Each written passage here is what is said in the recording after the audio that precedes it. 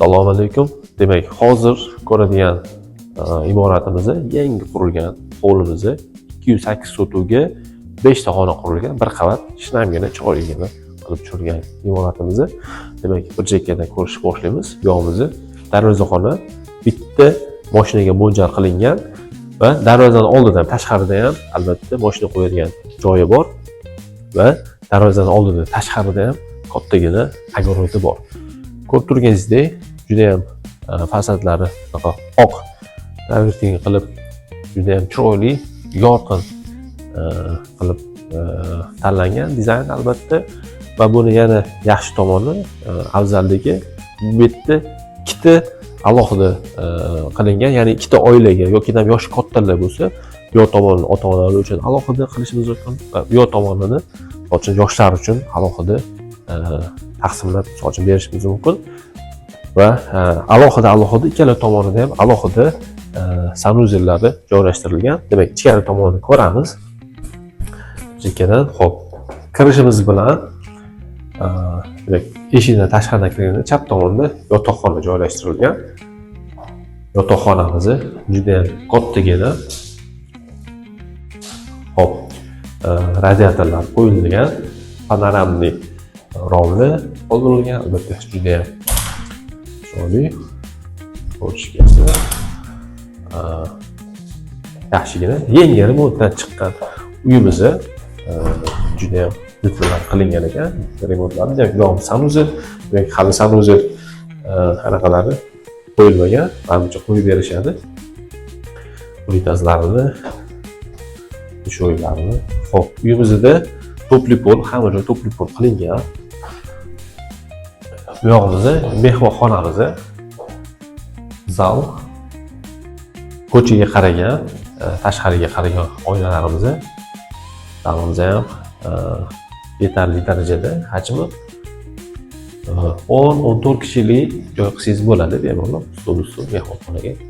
Restoranlarimiz chiroyli, ajoyib. Bu yog'imiz albatta televizorni aytib o'tganimizdek, ikkita hududga ajratilgan deganimiz, bu yoq tomoni mana bitta oila uchun, mana bu yog'imizda demak yotoqxona va zal salonda joylashtirilgan va endi ikkinchi tomonini ko'ramiz.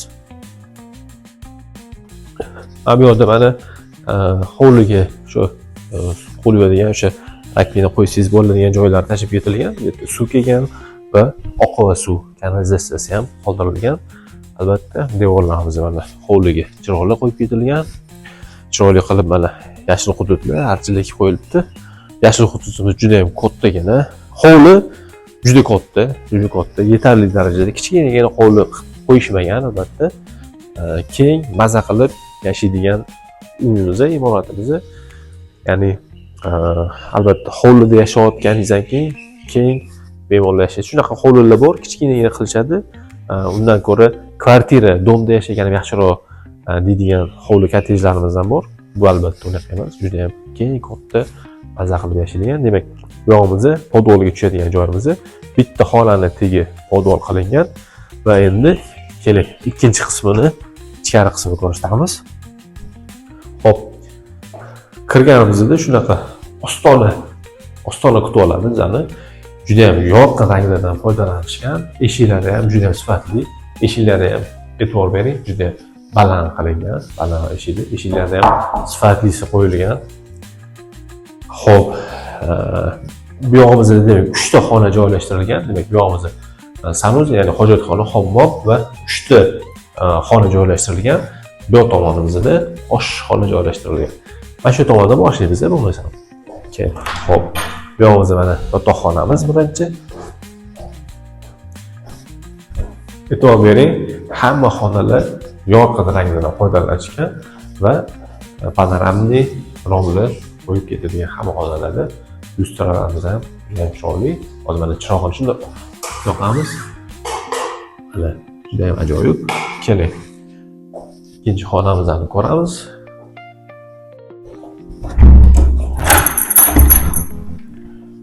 Bu yog'imizda katta yotoqxonamiz. Master spamlik deyishadi albatta. Bu yog'imizda ham bittagina rom qoldirishgan. E'tibor bering, ikkita zonaga ajratilgan, ikkita rom. Ba'zi anaqalarda hovlilarda, kottejlarda e'tibor bersangiz, sal uzoqroq tursangiz tushuntiraman. Qarang. Mana shuni bitta qismini qoldirishadi. Mana bu yoq tomoni bo'lmaydi. Ya'ni faqat mana shu bitta romni o'zini qo'yishadi, bitta oynani o'zini. Bu joyimizda juda ham katta qilgan. U nima qulaylikni, afzalligi bo'ladi? Xonaga tushadigan yorug'lik hajmi ko'proq bo'ladi. Ko'proq yorug'lik tushishini bu ta'minlab beradi. Albatta kichkina bo'lsa, kamroq yorug'lik tushishini. Xona shunga yarasha juda ham katta qilingan. Spalni bu xonani xohlasangiz zal sifatida foydalanib olsangiz ham bo'ladi. Juda katta qilingan xonamiz. Bu yotoqxonamiz. Bemalol katta o'sha yotoqxona mebellarini yasatsangiz, shkoflarini bemalol sig'adi. Bu xonamiz, demak, 3-chi kichkina yotoqxonamiz, bolalar yotoqxonasi albatta. Va bu yerdan orqa hovliga chiqadigan eshigimiz. Orqa hovlimizda bu yerda albatta xonalarimizga yorug'lik tushish uchun, quyosh tushishi uchun albatta havo aylanishi uchun tashib ketiladi. Bu yoqdan chirog'i qoldirilgan lampochka, demak, qorong'ida ham yorug'lik ko'rsa bo'ladi. Bu yerda yana nimadan foydalansangiz bo'ladi? Bu yerda холодный komnata deyishadi, shu bankalarni, ayollar bankalarga qilib qo'yish. Mana shu joydan shunaqa qilib foydalansangiz bo'ladi. Bu yerga joy yasatib, mana shu polka yasatib, avetga navesi o'sha tomonlarini yasatib, shu yomg'ir, qordan himoya qilish uchun o'sha bankalarni yoki qanaqadir ortiqcha nimalarni taxlab qo'yish mumkin, yoki chiroyli qilib gullar to'yida qo'yish mumkin albatta. Fantaziya uchun ishlasa, fantaziya qursa bo'ladi albatta. Bu demak 3-chi yotoqxonamiz. Ko'rganimiz yo'llarimizni hop chiroq qo'yib yoqilmagan ekan. Hojatxonamiz albatta. Bu yog'imizni hammom, ya'ni dushoy qilingan. Kir mashinani ham joy qoldirib ketilgan. Bu yog'imizni demak oshxonamiz. Oshxonamizni qarang, juda ham kattagina, juda ham katta.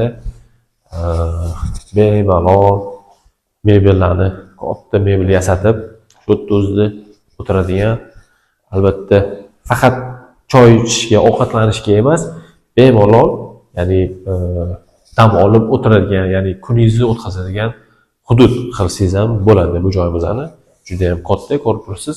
Bu yoq tomonda mana orqa tomoningizda yo'lbek anaqalar bor, televizor o'rinlari qoldirib ketilgan, qo'yadigan. Ko'rsatsangiz bo'ladi albatta. Va bu yoq tomonimizda mana panoramli romlar katta qilingan, ya'ni bemalol yorug'lik tushishi juda ham yaxshi bo'ladi. Xo'p, dusturlarni juda ajoyib tanlashibdi.